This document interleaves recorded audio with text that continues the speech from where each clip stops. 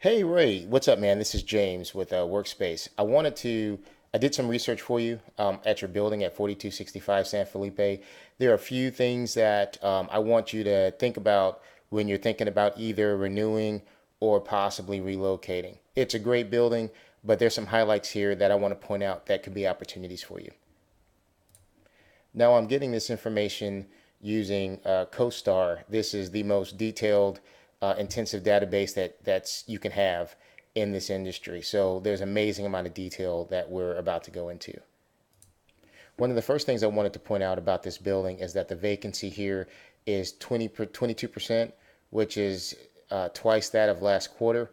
That's a big deal because the average here for the market, it's above market as far as the vacancy goes. Other buildings in this area are at average about 17% vacancy. So this being at 22 means there's going to be more opportunity. There should be more concessions. There should be more willingness to get good tenants like yourself here. So from a renegotiation standpoint, that's a positive for us. As far as their rent goes here, we can see their current rent's at 33 bucks a foot, and the market, which is peers here, it's at 33.98. So they're in line as far as the asking rate. Now this is what's advertised. It doesn't mean where people actually end up. So I think the vacancy is going to drive more concessions here. It may or may not be in terms of rate. It may be some other things, but we're going to dig into that. As we look at the available spaces here, there's really not a lot of small spaces that are less than 5,000 square feet that are available. They would have to divide some of these spaces here. I do see that the sublease that's 120 to 300 is withheld. So that's something that we could look into. I'm not sure the size that you want to do right now, but it's possible for expansion options. It seems like there's a few that could be taken here. They would just have to be divided. As we look at the tenant mix here, you can see the vast majority of the tenants here are going to be on that smaller size. So what's interesting here is that besides, Charter Title Company, which is at 16,000 square feet, and you got Whitney Bank here, which is also at 16,000 square feet, most of these guys are at 5,000 or less. That's a good sign because the availability of space here, most of the spaces here are going to be larger than that. So that's a big positive that there are a lot of spaces here that they're going to have to divide and do something with. So if you're interested in staying here, the chances of you being able to get a suite that can be carved up is very solid. Just a side note here, unreserved parking space is $25 a month. I'm not sure what they charged you on your last deal, but that's just a point of reference. So that's something I want to discuss with you because that's a concession that we should be able to talk about as well. Now, as far as your leasing team on the landlord side, I've dealt with Steve Rocher. Me and him both were at Grubb and Ellis together. And Kristen, who works under Steve, typically how this team works. I know Parker well. I know Steve. I've done deals with Parker in the Galleria area with one of their properties there near San Felipe as well. These guys are just mainstays in this part of the market. Steve's been in the business for probably 20 years, but I know how they do deals. I know how they negotiate, and they're pretty easy for me to work with. Now, we talked about vacancy earlier. I want to point out why that's important in this market. This black line here is the Houston market in general. So we're anywhere from about 10% to 15% vacancy in the Houston market as you see the years go on from 2011 to what's forecasted all the way to 2021. This is all subjective at this part because we haven't been there yet. It's just a guess. Now, this is where this building is right now. So you can see how it's much higher vacancy here. And you can also see this is absorption, this is demand for office space. Demand for office space has been very low. This is in the negatives here for the past few years, which we talked about this before. But look at the forecast moving forward. Landlords are not expecting a lot of activity. That means that tenants that are already in the space are gold because the bird in the hand is worth three or four in the bush when you're looking at this particular set of data.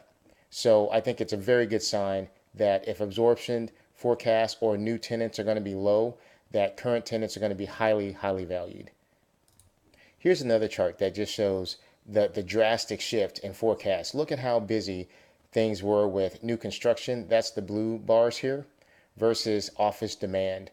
So you can see how the demand for office space just dropped off precipitously in 2016, 2017. They're forecasting it to go up, but that's a forecast. But you can see the truth is in the pudding, where there's not a lot of new buildings being produced. In fact, these blue lines here that show new office construction, it's almost nominal at this point. So everyone's expecting uh, demand to be very low, and that just reinforces that tenants that are currently needing space are going to be at a treated much higher value than usual. Now, here are the peer properties that we look at to compare this building here, your building on San Felipe, to others in the marketplace. So we see the properties north of your rental rate have some really, really nice curb appeal.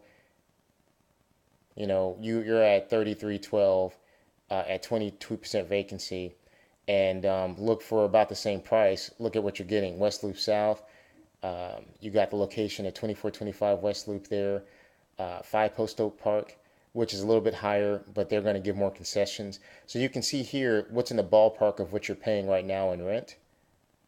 Let's go ahead and scroll down and look at some other ones. So as we drop in price to $32 gross, you can see the curb appeal here is great on these buildings. So I'm sending you the report so you can take your time. I'm not going to waste your time scrolling through it here, but you can see that there's a lot to choose from. When we get our rents down lower to below the level that you have right now in your current building, there's still some really great picks. 520 Post Oak is a favorite for a lot of tenants. The curb appeal is excellent there. Recent renovations, Bill Bank buildings, also strong choice. These are buildings that if you're not interested in moving in, we can use them as comps or comparables to help get a better deal. Okay, that's going to be important. But I would encourage you to look at them just to see what your options are. Here's a quick picture that shows how your property compares. When we look at like 5 Post Oak Park, which is at the top of the market, they have a 43% vacancy. So these guys are going to be looking for larger enterprise level tenants here to fill that void. But you can see how when you go down to where you are here at 3312 and at 22% vacancy, it's still very high. It's one of the highest in the market besides 5 Post Oak Park. So, and look at all the other peers here that are going to have competitive pricing. And I even say down here, you have even more opportunity at lower price levels. So in terms of amenities and what you can get, true value, there's really some big opportunities, at least to compare at these ones down here. But you can look at the report later and let me know what you think. Now here's a vacancy analysis of your building. Yours is going to be the red building here, which is forecasted. The vacancy rate is forecasted. It's already higher. They're not seeing that much of a change because, as we mentioned before, the demand for office space is going to be very low moving forward, or at least it's forecasted to be. You can see Houston here is kind of on that same trend. You know, overall, Houston's doing better than your particular part of the market. And then we see the Whitney Bank building here with this big jump, right? So the red one, I'm sorry, the red is the Post Oak Park, okay, and the blue is actually your building. So my apologies for that. So this just reflects a recent move of a pretty sizable tenant. Now this video is getting kind of long, but there's so much data that I can show you here in regards to how this availability rate and how the vacancy rate and how the rental rates are all they're all opportunities that you can capture value. We look at this data to help understand where we can start negotiating. And with my knowledge here, plus my relationships with the brokers in this building, I'm really confident that if you want to stay here, we can get the maximum achievable goal, the best deal possible, versus not using a broker or trying to go direct. This kind of data allows us to tell a story and to back up a stronger proposal. And when we deliver this to the brokers and they push back and say, well, we don't have to do it, we can go back and show them the information and data that shows why we want a better price. It's not adversarial. I believe in synergy. I believe in win-win situations. And what this information does is it allows us to explain our position. It allows us to explain to them why we want a better price and why we have to get just get more value because other properties are going to be offering that. So when you discuss that in a non-confrontational way and using your relationships, it allows both brokers on both sides to develop win-win relationships. And guys like Steve Rocher and Parker and those guys and Kristen, like I said, I'm actually partners with CB on other deals right now. So this should be a fairly easy conversation to have. But I wanted to show you this. I'm sorry about the video being so long. Let me know what you think. Let me know what you think about the video, if this helps you or not. And let me know, please, if you got any value from it. So thanks again for watching. Ray, I'm looking forward to talking to you soon.